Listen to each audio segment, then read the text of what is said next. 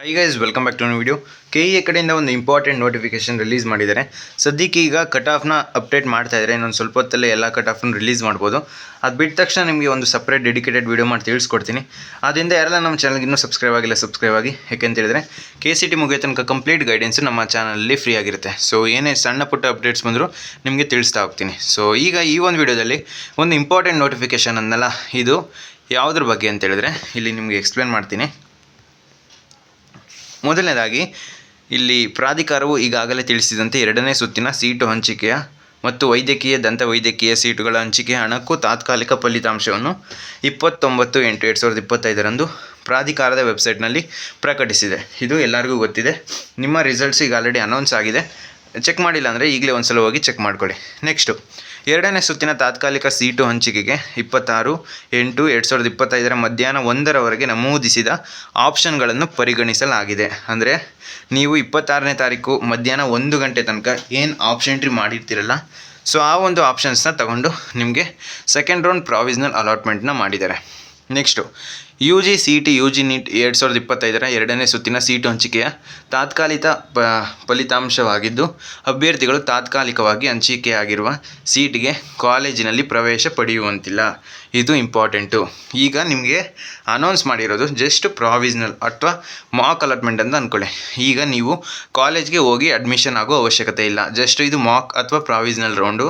Next ನಿಮಗೆ final ಅಲಾಟ್ಮೆಂಟ್ನ next announce ಮಾಡ್ತಾರೆ. Next ಈಗ ಯಾರಿಗಾದರೂ ಸೀಟ್ ಸಿಕ್ಕಿಲ್ಲ ಅಂದರೆ ಗಮನ ಇಟ್ಟು ಕೇಳಿಸ್ಕೊಳ್ಳಿ. ನೆಕ್ಸ್ಟು ಈಗ ನಿಮಗೆ ಕಟ್ ಆಫ್ನ ರಿಲೀಸ್ ಮಾಡ್ತಾರೆ.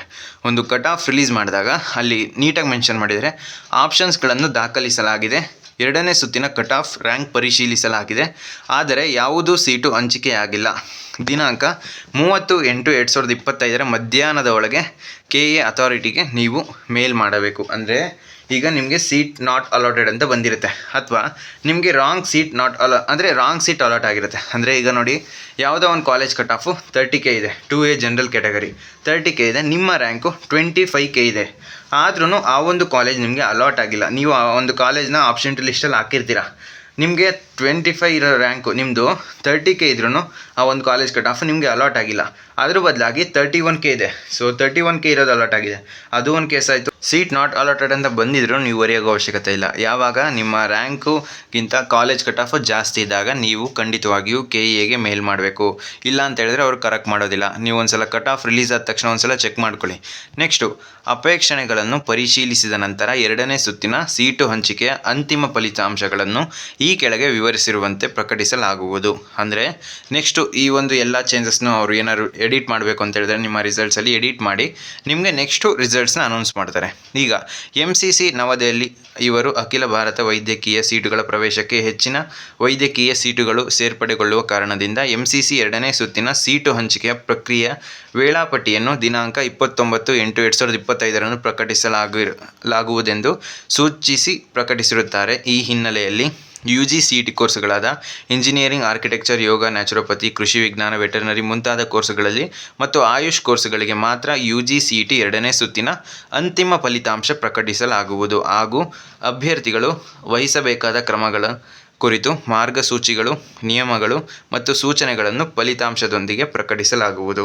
ಅಂದರೆ ಈಗ ಇಲ್ಲಿ ಏನು ಮೆನ್ಷನ್ ಮಾಡಿದೆ, ಈ ಕೋರ್ಸ್ಗಳಿಗೆ ಮಾತ್ರ ಈಗ ಸದ್ಯಕ್ಕೆ ನಿಮಗೆ ಫೈನಲ್ ಅಲಾಟ್ಮೆಂಟ್ ಅನ್ನೋದನ್ನ ಮಾಡ್ತಾರೆ. ನೆಕ್ಸ್ಟು ಇಲ್ಲಿ UG CET ಕೋರ್ಸ್ಗಳು ಯಾವುದೆಲ್ಲ, UG NEET ಕೋರ್ಸ್ಗಳು ಈಗ ನೋಡಿ ನೆಕ್ಸ್ಟ್ ಅದೇ ಬರೋದು. ಸದ್ಯಕ್ಕೆ ಇಲ್ಲಿ ನೋಡಿ ಏನು ಮೆನ್ಷನ್ ಮಾಡಿದೆ, ನಿಮಗೆ ಯಾವುದೇ ರೀತಿ ತೊಂದರೆ ಇಲ್ಲದೆ ನಿಮಗೆ ಸೆಕೆಂಡ್ ರೌಂಡ್ ಫೈನಲ್ ಅಲಾಟ್ಮೆಂಟ್ನ ಮಾಡ್ತಾರೆ. ನೆಕ್ಸ್ಟು UG CET ವೈದ್ಯಕೀಯ ದಂತವೈದ್ಯಕೀಯ ಕೋರ್ಸುಗಳಿಗೆ ಪ್ರಾಧಿಕಾರದಲ್ಲಿ ಎರಡನೇ ಸುತ್ತಿನಲ್ಲಿ ತಾತ್ಕಾಲಿಕವಾಗಿ ಸೀಟು ಹಂಚಿಕೆ ಮಾಡಿಕೊಂಡಿರುವ ಅಭ್ಯರ್ಥಿಗಳು ಸದ್ಯದ ಪರಿಸ್ಥಿತಿಯಲ್ಲಿ ಯಾವುದೇ ಕ್ರಮ ವಹಿಸದಂತೆ ಸೂಚಿಸಿದೆ. MCCಯವರ ವೇಳಾಪಟ್ಟಿ ಆಧರಿಸಿ ಮುಂದಿನ ಕ್ರಮಗಳ ಬಗ್ಗೆ ಪ್ರಕಟಿಸಲಾಗುವುದು. ವೆಬ್ಸೈಟ್ಗೆ ಭೇಟಿ ನೀಡುತ್ತಿರಲು ಸೂಚಿಸಲಾಗಿದೆ. MCCಯವರು ತಮ್ಮ ವೇಳಾಪಟ್ಟಿಯ ಬಗ್ಗೆ ಯಾವುದೇ ತೀರ್ಮಾನ ಪ್ರಕಟಿಸಿದ ಹಿನ್ನೆಲೆಯಲ್ಲಿ ಅನಿವಾರ್ಯವಾಗಿ ಈ ರೀತಿ ತೀರ್ಮಾನಿಸಲಾಗಿದೆ. ಅಂದರೆ ನೀವು UG NEET ಅಂದರೆ ವೈದ್ಯಕೀಯ ದಂತವೈದ್ಯಕೀಯ ಕೋರ್ಸ್ ಯಾರೆಲ್ಲ ನಿಮಗೆ ಸೀಟ್ ಈಗ ಪ್ರಾವಿಸ್ನಲ್ ಅಲಾಟ್ ಆಗಿರುತ್ತೆ ಅಂತ ಅಂದ್ಕೊಳ್ಳಿ. ನೆಕ್ಸ್ಟು ನೀವು ಯಾವುದೇ ರೀತಿ ಸ್ಟೆಪ್ಸ್ನ ನೀವು ಮಾಡೋ ಅವಶ್ಯಕತೆ ಇಲ್ಲ.